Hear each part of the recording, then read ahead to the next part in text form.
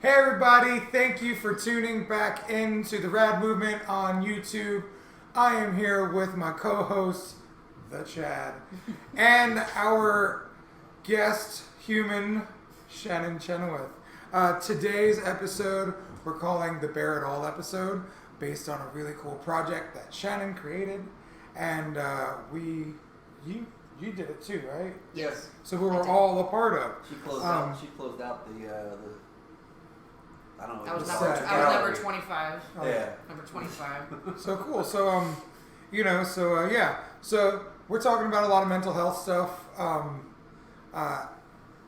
We may get into some deep shit, so it may be a little bit of a trigger warning for some of y'all. So if that happens, we apologize. It's not our intention. It's more for awareness and love and joy and good things. And if you do have any issues with it, reach out to us. Let us know. We're always here to catch feedback and whatnot. So explain what your Bear It All project was. Sure. So I left a job of about 2.5 years or so, went to a new job. I absolutely hated this job. I literally was on lunch break one day and I was just hoping for something bad to happen so I didn't have to go back to this job. So it wasn't a bad job, I just didn't realize at the time that I wasn't mentally there. So I wasn't able to put my all into work. I wasn't able to put my all into my marriage, I should say. Sorry. My marriage, everything took so much effort, and then I realized, wow, I'm depressed. Like, that's just all there is to it. Like, I got into a minor fender bender on my lunch one day, and I was ecstatic that I didn't have to go back to work on it. That's not normal. So Right. So then I started thinking, I wonder how many other people are like this, because everybody sees me and they're like, she looks happy-go-lucky, she's always skating, she's doing things, she's doing yoga, doing all this stuff, getting tattoos, and that doesn't really necessarily mean anything. It's really what's going on inside somebody. So when you see somebody, they always say, be nice to everyone you come across, because you truly never know. So then I decided to do a project, free. I didn't charge anybody. I opened my house to random people I didn't even know, as well as my own friends, who we all just kind of took turns, and we did photos completely nude. But this was right when COVID started, so everybody hadn't quite figured out what was going on in the world yet, so that wasn't too bad of a thing yet. Now, of course, it's going to be different the next time, but it's we had all these people line up, and they pretty much got nude, had a black backdrop, and they all just put on a black big card that covered their body. I never saw anybody naked. I always made sure to turn my back, or it was just, we had a method that we used that it never happened except for one slip on somebody's robe, but that's okay. The one that I helped shoot, Yeah, and so we all had different scenarios. Like, some people, like I had a friend who was an engineer who I thought was someone super happy. It turns out they have so many inner demons. Seems like they have an ideal life, but long story short, everybody kind of poured their heart out to me that day, and then we posted the pictures, and then they just kind of took off from there, and everybody loved it, and everybody's been asking when's there going to be a second one, so here we are. So, and I'm going to pop in a slideshow here, so I know myself, because on OBS I don't have audio. Put the slideshow in there. So, trigger warning because I know there are some sexual OCDs. If you have one of those, I suggest not looking at them. Right. Audio only version, if you do want to see them, head over to the YouTube. And I'll pop it in there. So go ahead and tell us about Bear It All 2.0. So 2.0 is going to be a little different this time. I am going to take on, I want to do 30 people this time. I had 25 last time, including some people who were even able to do it remotely, so that is available, but would rather do it in person to get that connection. But we're going to do the same thing, except it's going to be select dates this time, and we're going to try to dig a little deeper this time. I think some of the people, because after the fact, a lot of people said, I wish I would have done this, I wish I would have done that instead. And it wasn't because they felt bad about it, but they just felt like they didn't give as much as they should have. So the next time, we're gonna focus it on, a lot of people, they made their cards on the, right when they got there. let's have them think about it before they get there. I would And definitely really appreciate try to that. think Yeah. about it, because a lot of people are like, well, what do you think about this? It doesn't matter what I think about it. That's Right. you. So no judgment, no opinions, just write the first thing.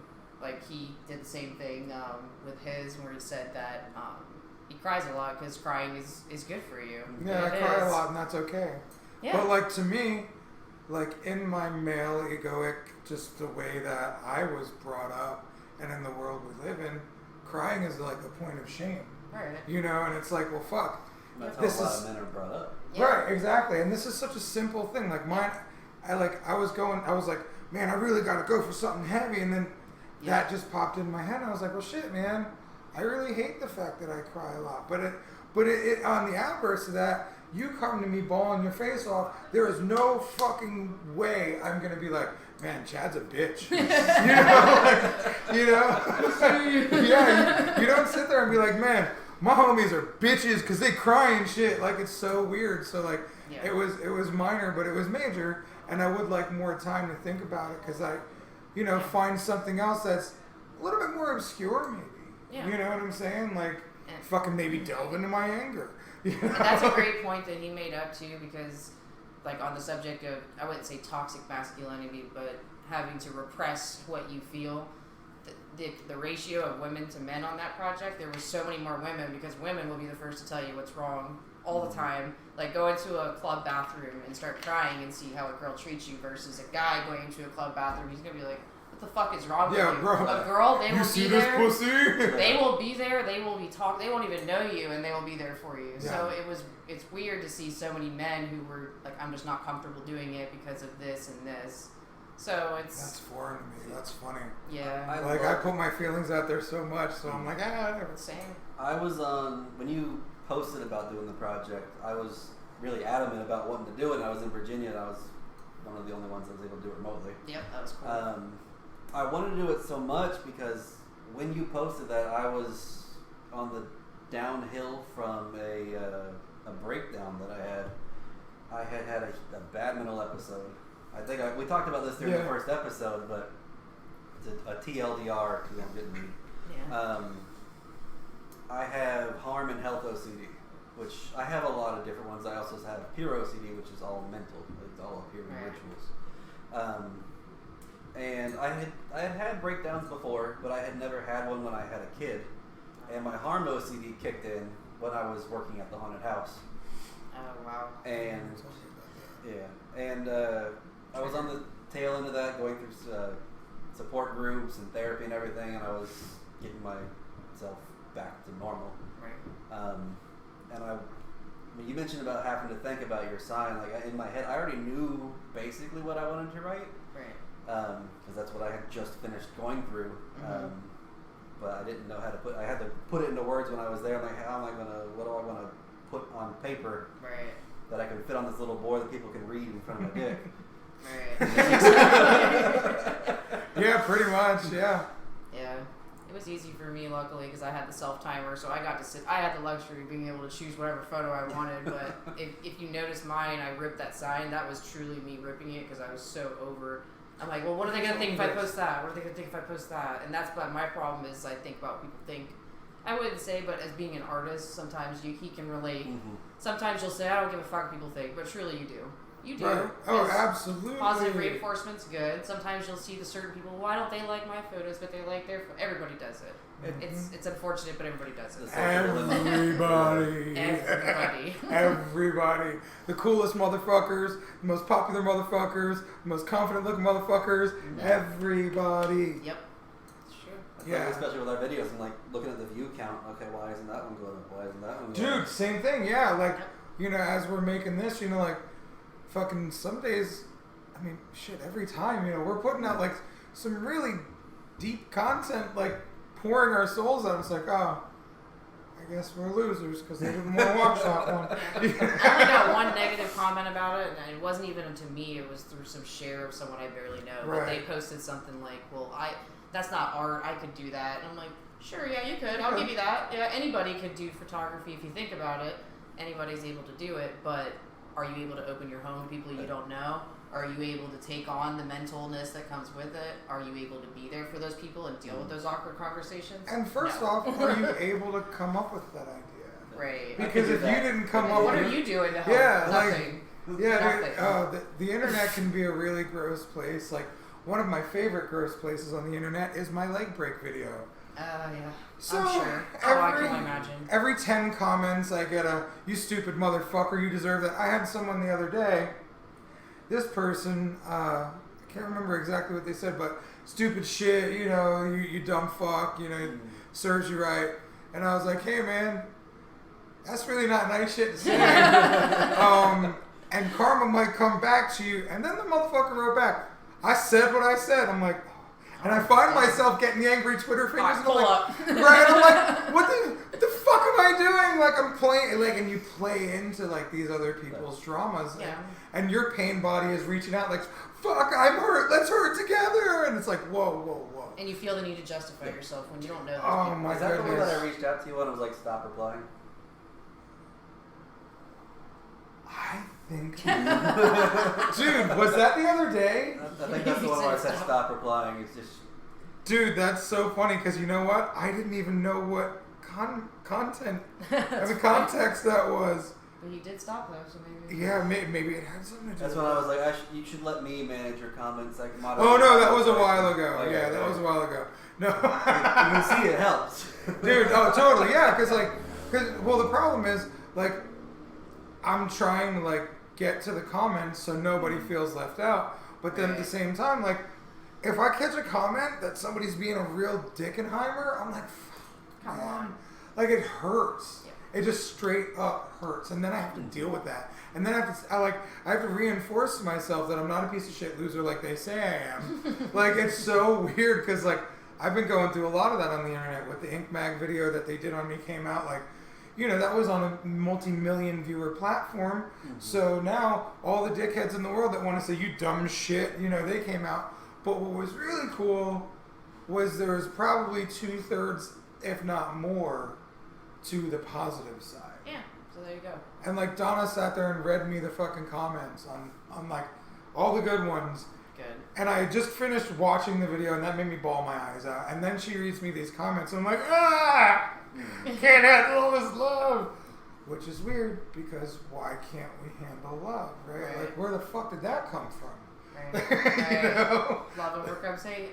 Dude, and like love fixes everything in the right capacity of true, like, unconditional, pure love. And Absolutely. it's so fucking hard to live that. Shit. Right. So, the second project, when are you going to start with this? I'm going to start, I think, at the beginning of June. So that way I'll have time. This time I probably will either use a local studio this time or my sister's business, possibly. I'm not sure yet. I did another project on sex trafficking that was done in a warehouse. I like that one. And that one, I'm surprised I didn't get banned for that or zucked for at least a day for it, but I didn't. But unfortunately, Zucked, yeah. that didn't have a good reach, and I think it was because made people uncomfortable, and it made them just scroll past, which is not what I wanted, but at the same time, people, they don't realize the extent of it. You want to make people uncomfortable because that's shit's happening. Right. It was sex trafficking. It was also work trafficking, labor trafficking, other things but Bear It All too, I think, will be even bigger because I'm going to cut it off to a certain amount of people. So it's going to be. I want to donate the funds this time to some type of mental health foundation, but I'm not quite sure yet which one. But as far as me, it's not going to take much time and materials and stuff to do it. It's just a matter of getting it all done. And I already know how to edit the photos, so we're already ahead. So this time I'd like to do different people, but also have some of the same people too. So specifically for me and you, I know IOCDF is a good resource. Right. We've actually reached out to them about coming on to the podcast. I wanted them to come on to this episode because Ethan, he's got a great story. If you've ever great's relative. He's got a very impactful story, which uncovering OCD. He tells his story there. I wanted to bring him on so he can tell it with us too. But they just responded today. I didn't get a response back, so I was like, oh, fuck it, they don't want to be on the show. Right, exactly. So, dude, I try so hard not to get that feeling when I reach out. But like now my new thing is I'll like reach out to like 20 people at once, and like I'll throw the ones that I don't think are gonna say yes in there. That way when they don't say yes, I'm like, that's cool. I got this handful of great people. Exactly. But like it's these weird mind tricks you have to play on yourself, you know, like because you're like, what am I doing wrong? Why don't they want you? You know, it's really weird. But then you know, people doing great things seldom realize they've done anything great until after the fact. Yeah, so, that's what I didn't realize that was going to happen. I had people messaging me, like people that were on your page too. They're like, "Oh, you work with Robbie Rapole, like that seriously, like that changes my aspect on everything." Or other people who just said, you know, I feel so much better now. Like I didn't have one person that said, "Please remove my picture," because you'd think out of all those shares, I mean, it's like I'm asking you, is it okay to put your naked self practically on? And you know, some of these people are high respected. You know, like I think I had a nurse, an emergency nurse, as one of them. I'm sure someone's like, "Well, she looks familiar." Oh yeah, I think she's from the hospital. But yeah, so it's pretty cool. So half the internet, you know, your friends have seen you what you look like naked for the most part. So, and I'm okay with that. Whatever. So in my world, everybody's seen me naked. Right. Between all my marketing shit with the silly things. Yeah. But I mean, doing that project also helped open me up. If you're on Instagram, you can follow the. They're not as active as they were, but it was a page called Naked in Quarantine. I sent a picture to them. They posted for me. Nice. Very nice. nice. Hell yeah. And like you introduced me to this whole project, and like it's just cool, kind of the way it all kind of falls together. But one thing I was gonna say, if you want to do it here, we have a space here. It's cool a business. That'd you know awesome. what I'm saying? And then we could even make it cooler and maybe like push it out to more people. Absolutely. You know what I'm saying? I would even do more because I could get another photographer to help, and honestly, anybody could. I wouldn't say, like I said, anybody can take a photo, but it takes as the far right as person, editing, the right vision. Yeah. Right. I was in a dark spot when I edited those, so it was like almost mentally exhausting to me. It's like, okay, I just got off work. I'm tired, I'm exhausted, I'm depressed, and now I get to look at depressed people, and it puts you, it's like when you read a bad book, like, and it puts you in that mindset where you're stuck in that mindset. But it was cool to connect with people. Like, there were some people I hadn't seen since high school. Robbie did my first tattoo when I was 15 years old, 16 years old. Yeah, 16, 15. My mom said she would let me get one tattoo because she thought that I was going to never want one ever again. The opposite. And then as soon as he gave me one, it was over. As you get done. But yeah, he did my first one, so it was cool to connect with him after the fact too. After hearing of his success with Ink Master and all that stuff, it was awesome to connect with him. And then see people, like I said, from high school, people I didn't even know. It was weird, like just random person knocking on my door. I'm here for the photo shoot. It's like, yeah, come on in. So yeah, I thought that was really. Yeah. I thought that was really bold. Yeah. Yeah. I'm really selective of Me too. inviting people into my Me home. too. So like, I have 2 doorbell cameras. I got guns and dogs. So it's like I'm like, this is against everything that I can ever stand for. But it was for the sake of art and for the sake of humanity. Right. And I know it probably sounds a little bit cheesy or weird, but like really fucking was for the sake of humanity. Like, yeah. Dude, like that was one of the coolest projects I've been a part of in a long time. Right. That's why I want to be an even bigger part of it this time, because it was awesome and it deserves what it's worth. Yeah. You know what I'm saying? Because like we've been talking about it since you got here. Like everybody's fighting their own fucking battle, and like it's funny how many men reach out to me and commend me on being open and say, "Hey, thanks, man. I feel like I'm opening up more because you are." And I'm like, dog, I appreciate that. I typically hate myself. So like, and it's weird because like I get messages by the thousands just telling me how great I am. And I'm like, I hate myself. And it's just so weird. Like, it doesn't matter how many times you hear I love you. It doesn't matter how many times you hear you're fucking great, you're amazing, you're rad, I'm rad, and so are you. And I know like this might feel like a hoax to a degree, but like at the end of the day, the Rad Movement is built around the fact that it's hard to live life. So like to face the world and say, I am rad, and fucking believe it. Right. and then when you get there, to stay consistent. Like, wow. So, like, I want to honor you for being able to put this project together, do it for free, and then finish it in a depressed state. Yeah. Like, that's fucking heavy, dude. Like, I didn't realize you were depressed, and I was in my own cloud. I was. You know what I'm saying? Like, because I was still healing from my amputation. Like, I remember having the wraps on my leg. Right. Like, so we were both fighting some shit. Yeah, you were, I was going through a weird time in my life, and, you know, I'm married, I'm happily married, but just because me and Amy don't talk about the bad things that go on because we try to stay positive. People look at us, and it sounds cocky, but they look at us as inspiration, which is nice, but, it's hard to be an inspiration. You know, we were kind of battling things. She was battling her own depression because she wanted children, and at the time I was saying, you know, I would like to wait because I'll be 33 this year, she'll be 37, and I was just simply wanting to have my ducks in a row, get the house first, get everything squared away, and then one day I just kind of said, what am I waiting for? And then for Christmas, I told her I'm ready, and now we've been trying to have a kid since, and now it's like, it's almost like that's given me a purpose, but that's not the full reason, but it's given us both a purpose and something to connect with when we were disconnected, but not by anything that we were doing. By the way, that Christmas video is cute as fuck. Yeah, I'll show a clip from that. Yeah, dude, that was super thoughtful, man. Like, I love seeing the fact that you guys are super thoughtful for each other. Like, you see that shit on the socials, like, you know, and that's important because it makes your partner feel loved, and then, you know, the other people will see you being loved, and you're like, people love me, people see me being loved. You know, like, love spreads love. Right, it's a lot of positivity, and, you know, so it's nice to see you guys doing the work to keep your relationship together, because shit's tough, right? You know what I'm saying? Like, nobody gets it for free.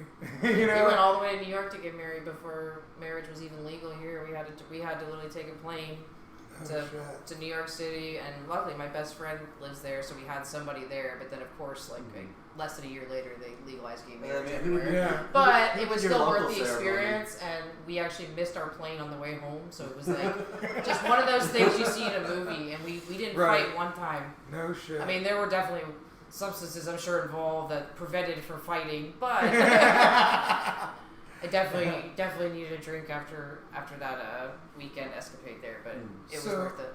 I did want to touch on this topic of how does it feel being the parent of a child. Like you said, you don't really have, you can't really, you know, like, your control, you have no control. Yeah, so as far as the situation is us trying to have a kid, we have a donor lined up, but as far as like, we've tried a couple times and we haven't been successful, but part of me can't help but feel useless. Not useless, but worthless, useless, ill-equipped. So I can't exactly do anything. Like, I can make her good food, and I can make sure she takes her pills, and I can study her ovulation because I do, and then do all that. But at the end of the day, I can't give what a male could do. So it's frustrating, but I can only imagine how she feels because I grew up my whole life not ever wanting kids. Like, I've had 3 siblings, never played with dolls. I had G.I. Joes, skateboarding. Never once did I do a pretend wedding down the thing. My parents literally hated each other. My rest in peace, mom, but they literally hated each other.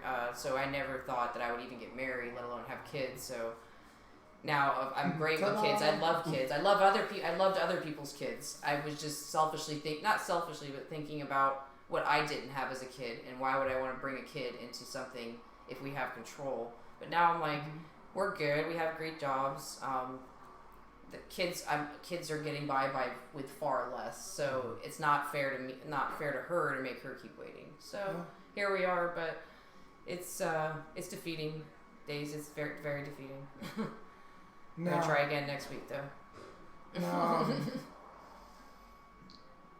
This is a weird question, but it's kind of a straightforward one. Go ahead. We've heard it all. Do you feel it's worth it? Yes.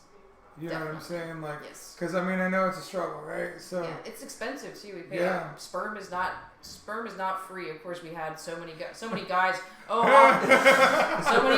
were I'll help you out. Yeah, I'm sure you would help me out, but I need you to actually jack off into this cup. It's not like that. Yeah. But I have a friend who's like a brother to me. He's like literally he's somebody I consider really close to me that's helping with it. So. He's being paid and everything for it. His, all the medical stuff's being taken care of. So it's definitely expensive to have a kid. You know, a lot of people just have kids without even trying, and here you are. It's like watching water boil. Like, hopefully the next time. But like, I feel like a scientist with all the ovulation apps and all the. I've just gotten used to peeing on a stick just to make her feel better. One day I peed on a stick just to make her feel better, and it was weird because the lines kind of ran together at first, weird, and it started like. Because I put too much pee in it.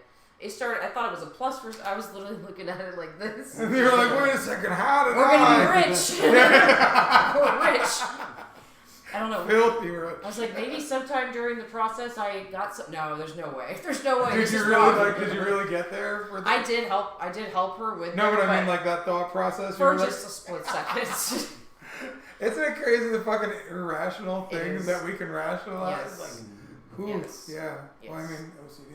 Yeah. I was about to say, we both have obsessive thoughts. Completely irrational so all the time. Mine is more in the form of dreams. I have really obsessive dreams and thoughts, and it's excessive some days. But like a lot of people think it's just cleaning the house. It is not cleaning your house as OCD. That it just means that you clean your house. Well, it's like PTSD. Like a lot of people think you have to. I have both. Yeah. And a lot of people are like, well, if you didn't go to war, you don't have PTSD. And it's like, not necessarily. not at all. No. Trauma. If you were involved in an armed robbery, we had PTSD for that shit. You hear a noise, you're expecting to die. Yeah, my wife's first time hearing a gun go off at close range was during an armed robbery. So yeah, so she was a little screwed up after that, but she's good now. But she still, when she hears a loud bang, she looks. I've been used to gunfire my whole life, just from being with the military dad and shooting ranges and stuff. But yeah, that was definitely fun. It's funny you say about obsessive thoughts. You're like, oh yeah, we both have obsessive thoughts, and it's like, so do obsessive thoughts so do they include saying things like, I wish I had a different fucking brain because like, yep. I do those days. Oh fuck me. Like, you've seen me during. I've come in here having those days where I don't say shit to anybody. Like that was my whole time when you first knew me. I didn't say shit to anybody. Didn't know this kid had severe anxiety. I just thought this motherfucker was weird and he needed to be picked on, which made his anxiety worse. But that was also how many 20 years ago. That was a long time. Makes me feel super old. I was a young angry boy that I had gotten picked on, so I took it out on the whole world. He was kind of mean in the back of the day. Dude, not mean, but he was just, I can't be bothered. Dude, and that's the weird thing. I still have those tendencies, right? But now, like, I know that, there might be a reason. Oh, did I have enough sleep? Do I have enough food? Exactly. Water. What's my schedule look like? Am I being rushed? So like I can at least shut my fucking mouth sometimes. And like for me, that's the hardest part. When I get the obsessive thoughts, I'm like, and then I fucking tell everybody all about it. Meanwhile, my brain is saying, dude, problems that you're saying ain't nobody's problem or fault but yours. My brain's like saying that quiet back there because it's afraid of the loud guy up front. Yeah. So it happens to all of us. And if it doesn't happen to you, yay. I think it does better too with you having your own shop, because back in the day you were sharing a space with a lot of different people too. So now you have this is your domain, this is your temple. Well, you can be and do whatever the hell you want. And that was the thing, like to a degree. Right? Yeah. No. And like I had a lot of pushback from I work with my family, so exactly. like a lot of pushback from my family. My mom and dad wanted to run it one way. Me and my brother don't really see eye to eye. We shouldn't work together, and we won't work together anymore.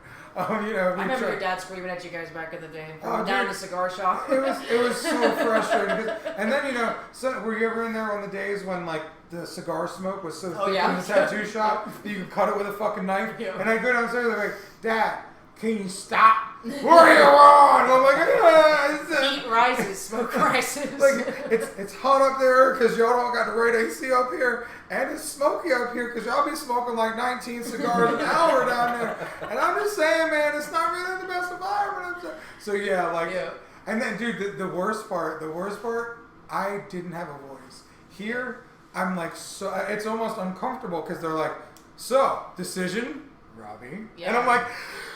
You know, but at least I have a voice because my voice used to be I'd say something and it'd get shot down, and then months or years later it's somebody else's idea, and I'm like, hey, but what? So now, like, I get to be heard and I get to let people be heard, you know, and like I get to give opportunities and create opportunities, and like it's fucking awesome. So yeah, a lot of it lends to that. A lot of it lends to losing the leg, you know, like. The patience I had to exert in that, like, makes you realize you can make it. You know, like now I'm running again, I'm wakeboarding again. Like, if I wanted to try hard enough, I could do a standing backflip. You know, so I can't even do that. You know, like I don't think I'm gonna try to do that. You know, you're gonna go paddleboarding that one day. Oh, I'm totally down to go paddle. Like, well, I have a water leg now, so now I'm like so much more. Are you still doing that? No. But we'll go on our own time. Absolutely. So now we're rambling off topic, which means the show is over. It's a good episode, though. Yeah, thank you so much for coming in. I really appreciate just like your openness and shit. You know, the more I spend time around you, the more I see you blossoming as a human, or see the blossoming you've made, and I appreciate like you letting us into your world. Yeah, no problem. Thanks for inviting me. Dude, no worries, man. It was great to have you. Actually, that was his idea. Like, he orchestrated this one. So, where can they find your photography information? Shannon Chenoweth Photography. So search for that on Facebook, pretty much on there. And then, but I'll probably end up posting it to my personal profile. So we'll include a link right there for it on there. Is there anything else you want to? The reason why is because shadow bans exist on business accounts, and I do believe that it started to at some point get shadow banned because it was like even my friends reached out to me. This should have went like crazy. I don't understand how it has this many shares, but I couldn't gauge the reach because I was doing it for my page. It's Facebook's algorithms. It's if a business posts some stuff, they want you to pay them. Of course. And then you have to make the ad proper and parameters and not too much text and shit. Like with the paranormal stuff, I've noticed I've had to promote myself here. As of today, Rad Paranormal is an official LLC with the state of Florida. Fuck yeah, man! Congratulations, dude. Thank you. Nice. Dude, it's funny. Somebody asked me yesterday, "What is your relation to Rad Paranormal?" And so kind of give a quick Rad Paranormal throwdown. We were part of a group called Space Coast Paranormal Society. They are still active. They are under new management. Somebody stepped away. Robert and Leslie are now leading them. Me and Stormy at the time, we didn't see eye to eye, so I wanted to step away and do my own thing. So we started Rad Paranormal. I came here and I was like, I gotta think of a name. In my head, I'm like, I hope he said that I can use Rad Paranormal. I wanted him to say it. I didn't want to say it. Well, you know, it's funny. I was like, it'd be cool if you used Rad, but I don't want to suggest that because if I suggest that now, I'm like, being like, hey, why don't you drink the Kool-Aid, bro? So I was thinking it abbreviated something. I was like radioactive something death. Like I don't even know. I was like maybe it's just rad for him. I think it's probably just rad for him. Yeah, I mean, and yeah, so like we've been doing things together with fucking social media and stuff for years, but like now, we're really putting this together. So. You have Rad Movement, you have Rad Inc., and then we have Rad Thanks, and I figured, why not do Rad Paranormal? Yeah. Especially since our investigation here, so it kind of ties in. Definitely slap some rad stuff, some stuff on the ad this time. Yeah. On the banners this time. Yeah. Absolutely, yeah. Like I said, want to be as much a part of it as possible. Do you want to tell people how to get a hold of you to sign up for Bear It All too? If you want, you can just reach out to me on Facebook. It's gonna go pretty quick. I'm gonna take $20 deposits, and this is not to cover any supplies. This is simply $20 covers your space, and then it gets donated off. But yeah, so just if you can actually email me, just Shannon, so SHANNONC for Chenoweth 1988 at yahoo.com, and just put the subject as Bear It All. and just let me know, hey, I want to be part of it. And then we'll take a deposit. I take Venmo, PayPal, Cash App, literally everything. Anything you can think of. Cash, whatever. If you want to donate more, you can. Yeah. And if you can't be a part of it and you want to donate, that would be super sick too, because nobody's taking $1. It's all going to get put to a charity of choosing once that gets decided. Absolutely. But yeah, like, so if you want to donate, that would be super fucking rad. We'll try to find one that's less, like, Wound Warrior Project's a great program, but they have a lot of help. They definitely help a lot, so we'll try to find something a little more local, maybe, like something to help out. I know Circles of Care. I could thank them for a lot of stuff around here for certain people that I know they've housed there. Circles of Care, there's To Our Love on Our Arms. There's a lot of different ones. Absolutely. I actually tattooed the husband of one of the women who helps run To Our Love on Her Arms. Oh, shit. Yeah, it's really cool. Nice. Yeah, nice. Very nice. So, alright. Thank you guys for tuning in. Thank you, Shannon, for being here. No problem. Chad, always thank you, man. We'll put the info at the end of the video, so it's so. Well, what we'll do is I'll put it in the description. Oh, if you want to send me your email and send me the link to your Facebook business page, I'll put it in the link. Perfect. Sounds good. Alright, guys. Well, thank you very much for tuning in. You know the story.